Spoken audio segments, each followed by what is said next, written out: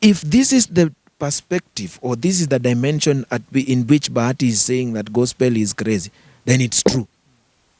I have witnessed it by myself. So, wale watu walikuwepo kitambo mbele yetu tuliwa celebrate badala hao ndio wa support that the rotten industry that they started is dead.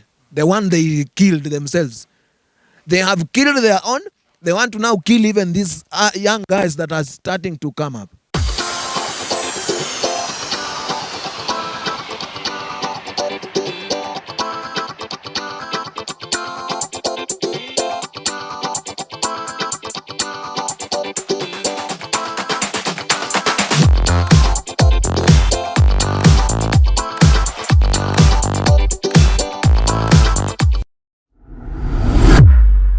Karibu kwa mara nyingine kwenye Plug TV, your number one infotainment channel. Leo tuko na music doctor.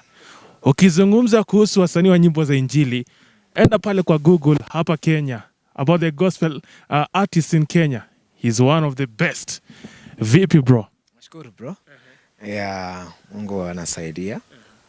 It's great. You guys are doing a great job. Nimekuwa nikifuatilia sana. Unafanya kazi bana.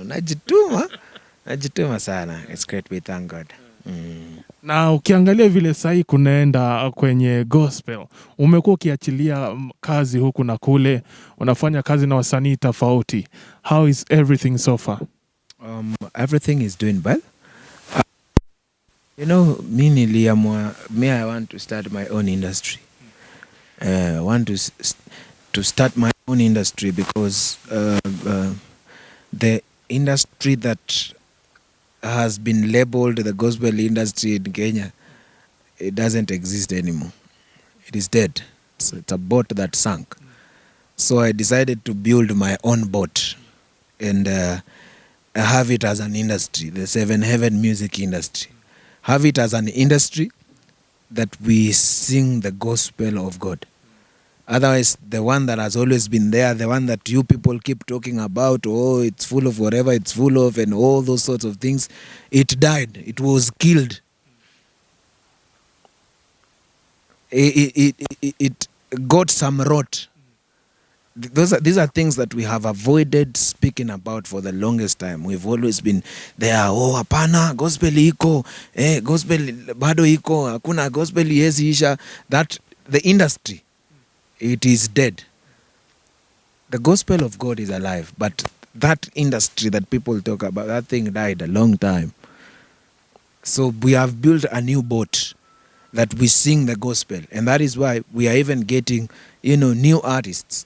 The artists that I've been singing with are just new artists to sing with them and give them a different sense of direction from whatever is there that has been labeled. Me, at first I thought I would stand firm and support and fight for the industry. I realized bwana Mau walipigania Kenya, hawakuli matunda ya Kenya sahi. So mimi sitaki kupigania kitu yenye nitaacha watu wakiendelea kungangana. You understand? So I thought, why not just build something new? And here we sing about God. Here we believe in God. Here we serve God. Here we sing with the sole purpose being singing for God. God anakam first kwa hii. The industry that just died, sorry to say, God used to come last. In the industry that is dead, the one that people are crying about, God used to come last. For many people, not for the entire group, but for so many people, for the people that were exposed as the gospel industry, God used to come last. Let me show you how he used to come last. Because even when we were building songs, the first thing that used to come into our minds is, I am building this song for this category of award. So this one will fit in the Collabo of the Year award. This one will fit in the Worship of the Year award. This one will fit in the category of the best video of the year. So I am building a song. The first thing is find the category that it's going to fit in. Then once I find the category that is going to fit in, now I find the sound that people want to listen to.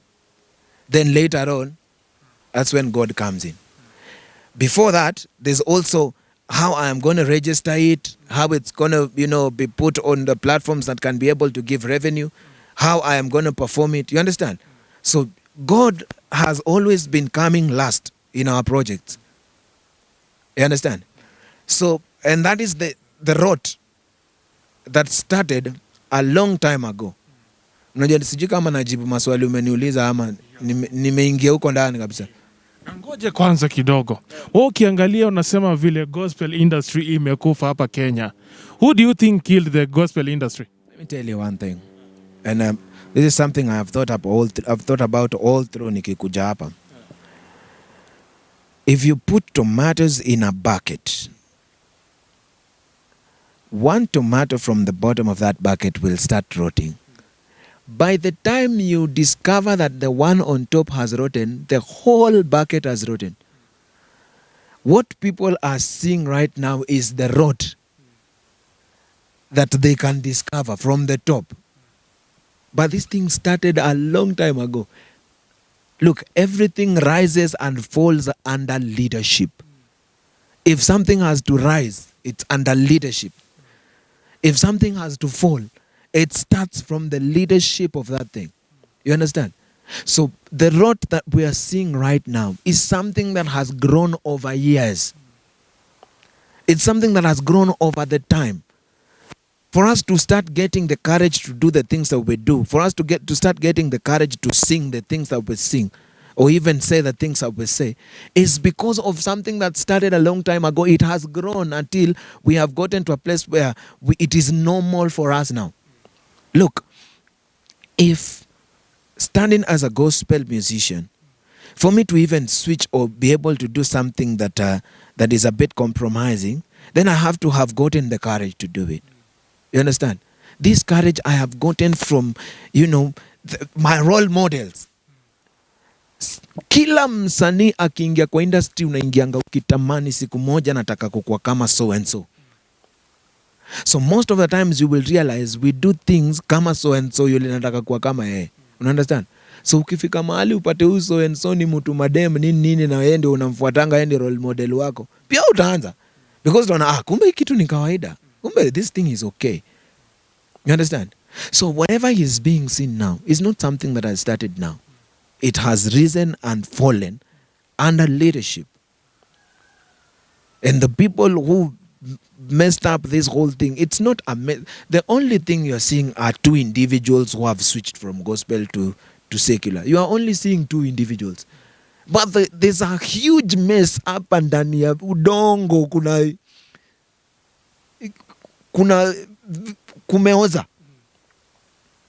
Unaona? Watu wako na mambo mingi sana hapa chini. Kuna vitu mingi sana watu wanalia.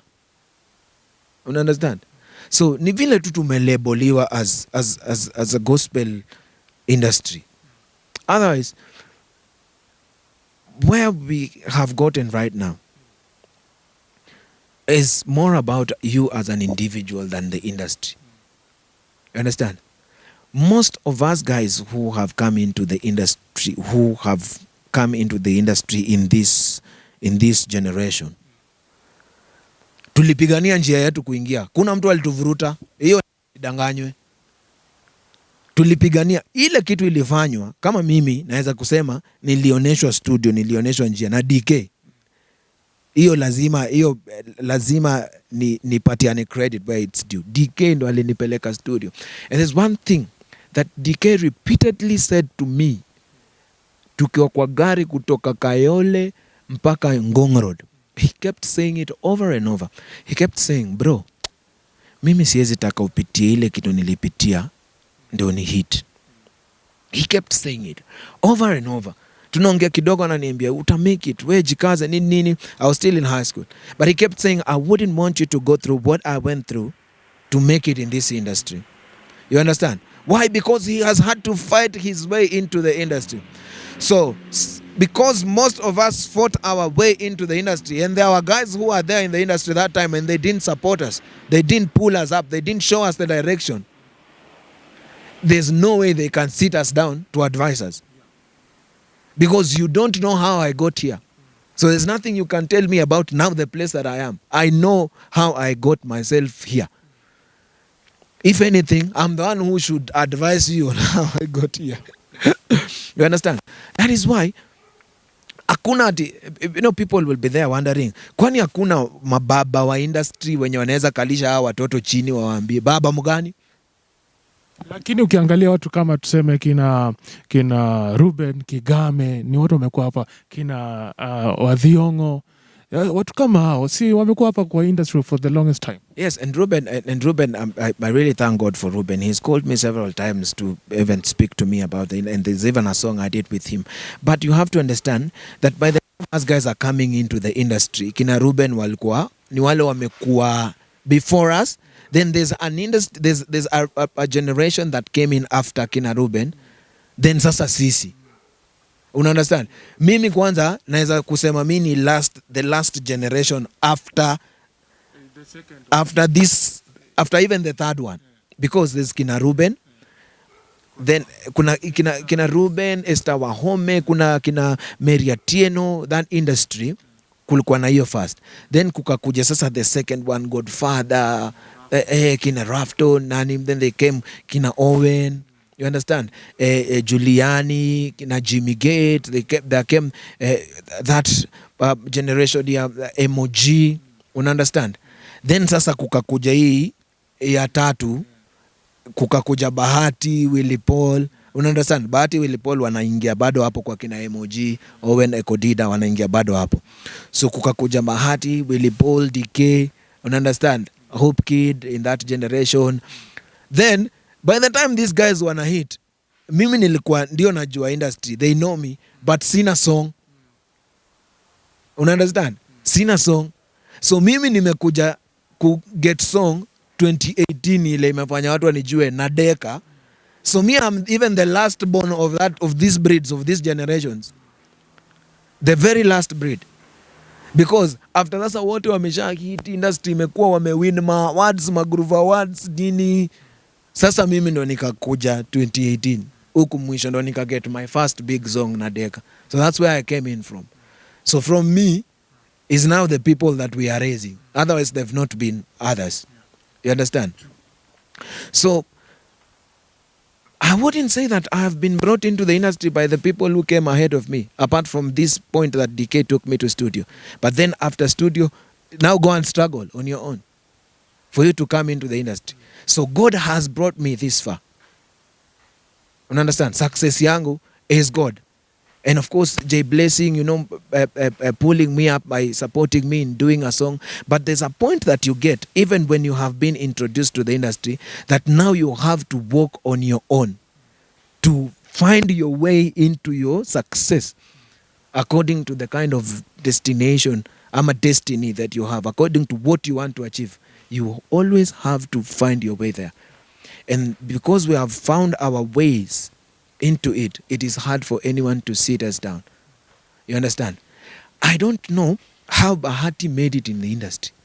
I don't know how Willy Paul made it in the industry. I have no idea, totally. I don't know how DK made it in the industry. How can I start judging Bahati for the decisions he's making now? You understand? There's no way I can even correct him. I have no authority to correct any of them for the decisions that they are making now, because I was not there when they are working themselves into where they are. You understand? So most of us are out here just, ready to judge and ready to fight. Oh, the thing is nonsense, what you're doing. Oh, sijui nini. But how did these people get here? We don't know. We all don't know. Now, I just want to quote what Bahati said recently in a video. Alisema, the gospel industry in Kenya is full of shit. Yeah. So we maoni yako ni gani? I don't understand. I don't understand what he means by that.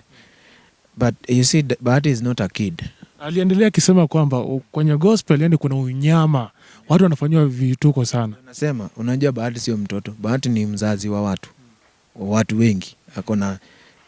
He has a son, Morgan, ambaye ni mtu mkubwa, and he has a son, he has Heaven, he has majesty. You understand? He has a wife. And Bahati has lived with his wife. I think they celebrated the 5th. Was it the 5th anniversary? You understand? So this is a family man. This is not a child. So for him to say whatever he says, he knows what he's saying. You understand? For him to get whatever he has gotten, for him to put out such an allegation, he knows what he's saying. I don't understand what he meant, but I wouldn't want to say that what he said is wrong or what he said is not true, because I don't know how he said it. But you haven't been in the industry, or do you think, do you feel like the gospel industry is quite messed up? I'm in a new industry that is called Seven Heaven Music Industry. So ile nye ulitoka? Mi hata nilitoka kwa hiyo kweli. Si mi nakwambia mi ni last born. Mi nilikuja kama hiyo imesha hit. Nilikuja kama hiyo imesha hit, imesha maliza mambo yake. So mi niko kwa mpya. You understand? Mi niko kwa hii mpya. So hiyo yenye tuna feel ni kama imekufa ama iko full of crazy things. Me, I want to just give an example, and I wouldn't avoid talking about this. And whoever it involves knows that I know now. I've been working with upcoming musicians. I bring them into my label. I don't charge them for them to sing with me. Some of them have asked me how much they could pay me to sing with me. I told them I don't charge. You pay for the studio session. Why? Because I have a producer. I need to pay the producer. You just pay for the studio session. I will sing with you. Then after singing the song, someone feels, because you have a bit more subscribers than I have, do you mind putting the song on your YouTube channel for me? I wouldn't refuse that. Why? Because me, I want people to sing for God. So whatever I can do for me to help an upcoming artist, I wouldn't refuse that. But then, people are calling these artists and even sliding into their DMs to tell them, why is this guy putting the song on his channel? Do you know who are calling them? Wakongwe wa industry, wenye sisi tungefaa kuwaangalia. I wouldn't mention the names, but jua tu ni wakongwe wa hii gospel. Some of them, I really respect them and I celebrated their seasons when walikuwa mahit. Niliwa celebrate, nilisikiza songs zao. I looked up to them. But they are the ones who were calling these young guys and to tell them, no, this guy is using you to make money out of your songs. So I'm thinking, you guys, nyinyi ni wakongwe mumekuwa kwa hii industry for the longest time.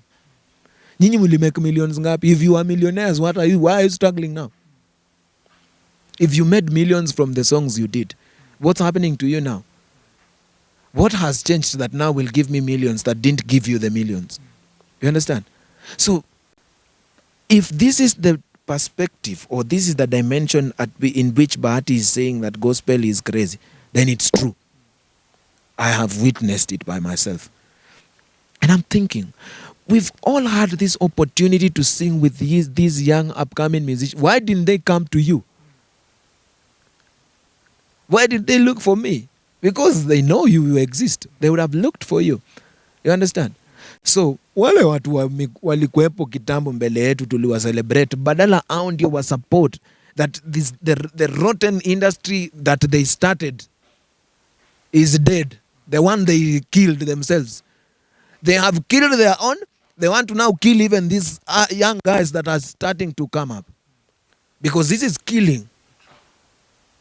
I'm trying to raise young people that are coming up. You've already mnataka kuingiza uozo yenyu yenye mlikuwa industry yenyu nayo, mnataka kuingisha mpaka kwa hii watoto.